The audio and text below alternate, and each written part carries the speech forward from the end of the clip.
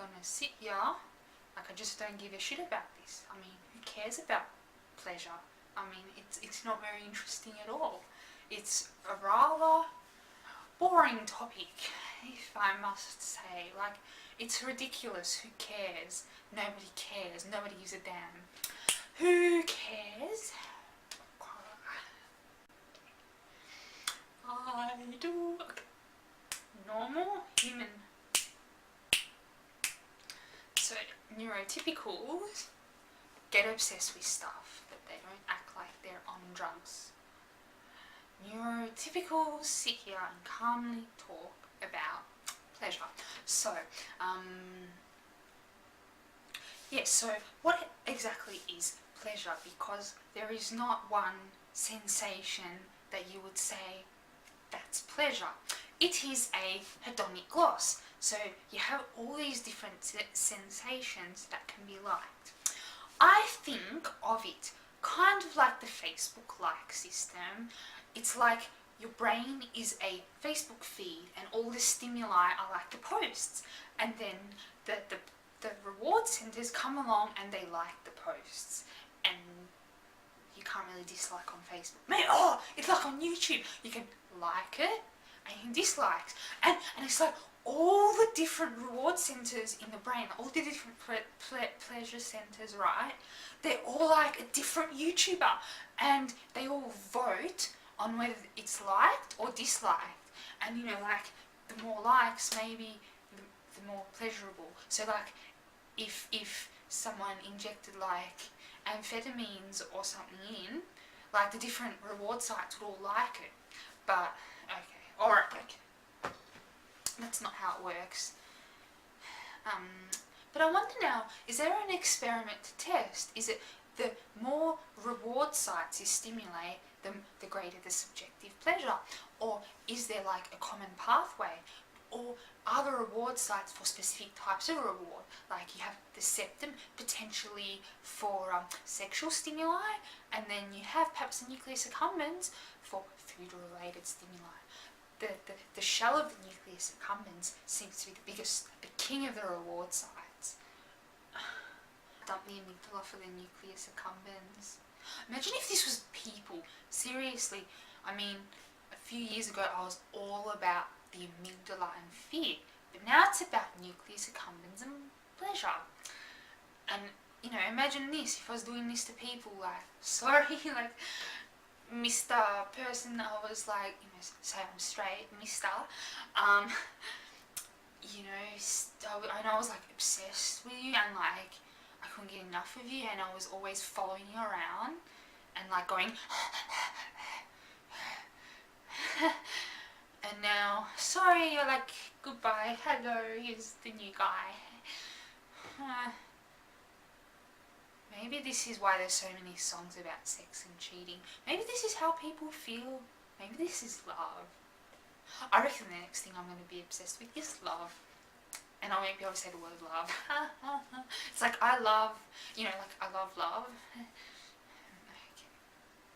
Let's not change the topic. Like, I find pleasure pleasurable. Mental obsession!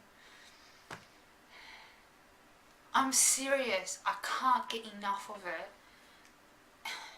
Like, okay, I have, you know, I'm just using Kindle on my phone, and let's look at the books I've read.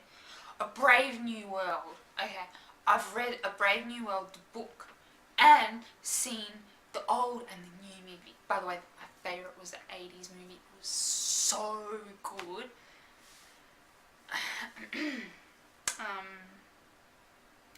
And I'm also going to read, I haven't read it yet, but Connected 1984, because in Brave New World they use pleasure to control people, whereas in A Brave New World they'll use fear. And this is meta obsession, because I used to be obsessed with fear, and now I'm obsessed with... Okay, so that's that. What else? The Pleasure Instinct, I read that. I read the Pleasure Kingdom. Oh, this is stupid. Okay, so I've read also The Pleasure Instinct, Why We Crave Adventure, Chocolate, Pheromones and Music. I've read Pleasurable Kingdom, Animals and the Nature Feeling Good. That was a good one. Memoirs of an Addicted Brain, a neuroscientist examining his life informing drugs. Oh man, it was the best. The Pleasure Zone, Why We Resist Good Feelings and How to Let Go and Be Happy. You must not resist. The Dopamine Chronicles. Oh man. Thrilled to death. How his endless pursuit of pleasure is leaving us numb. This is so good because that was in direct contradiction of The Pleasure Zone. No, it wasn't. Just the titles are in direct contradiction. I think I'm going to thrill myself to death right now. Like, we're going to have a heart attack by the end of this video, then I'll be sorry. Beyond the Pleasure Principle by Sigmund Freud. I haven't read that one, it was a bit boring. Oh, also, the first one, Compass of Pleasure. But before I read it, this is about where my obsession started. I watched like all the YouTube trailers where he talked about it. I read his blog and everything, and read the book, and oh my god, like seriously. I read it, that's all that happened. I just read the book. And then it's like a mole, man. Like the internet, it's unstoppable. Like when I was younger, right? I had the library and I had Encarta. And you know, I could read everything about my obsession, like building, for example. All the different buildings, look them up on Encarta. The Titanic, watch the movie. Then go to the video store, find the old Titanic from the 1950s. Go to the library, read a couple of history books on the Titanic.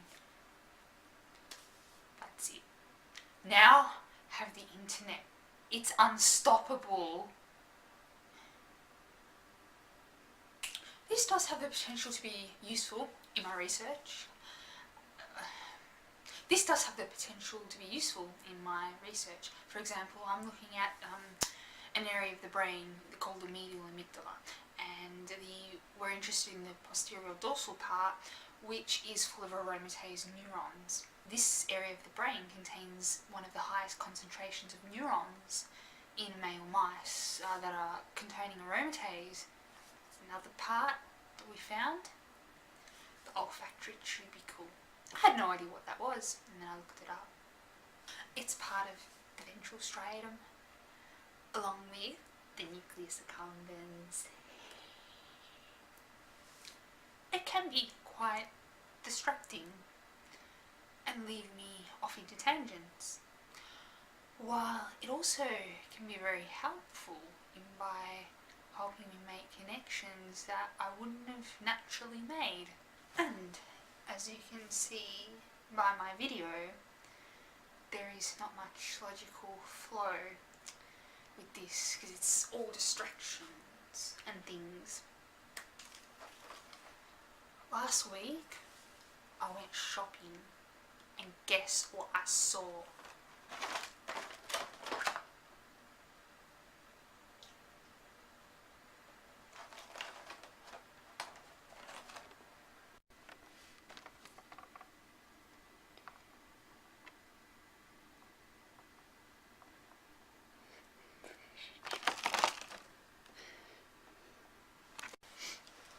I walked past it and quickly read it and thought, obsessed much, I'm going that crazy. But it really did say that word on it. I walked back kind of like awkwardly and read it, and then I was like, I have to get some, and I was like, no, I can't get that.